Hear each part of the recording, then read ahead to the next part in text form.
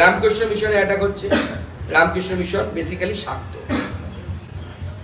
ইস্কনে আক্রমণ হচ্ছে, বা ইস্কনকে আক্রমণ করা হচ্ছে মুখ্যমন্ত্রী দ্বারা। ইস্কন বৈষ্ণব বা বৈষ্ণবাইট, সেই পথকে ফলো করে। ভারত সেবাশ্রম সংঘকে আক্রমণ করা হচ্ছে।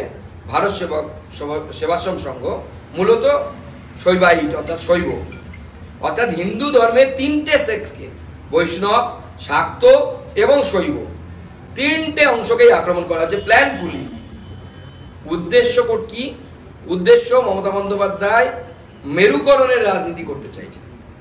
তিনি যাদেরকে তার ভোট ব্যাংক বলে মনে করেন, সেই ভোট ব্যাংকের একটা পোর্শন, আমার বিশ্বাস পশ্চিমবঙ্গের শুভবুদ্ধি সম্পন্ন সংখ্যালঘু সম্প্রদায়ের মানুষেরাও এই আক্রমণকে খুব একটা ভালোভাবে নেবেন না।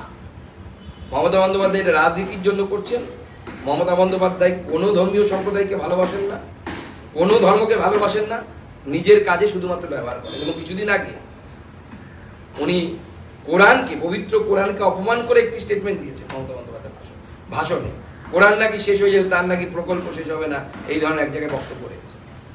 তো আমরা মনে করি যে মমতা বন্দ্যোপাধ্যায়ের এই নীতি শুধুমাত্র অ্যাপিজমেন্ট পলিটিক্সের নীতি।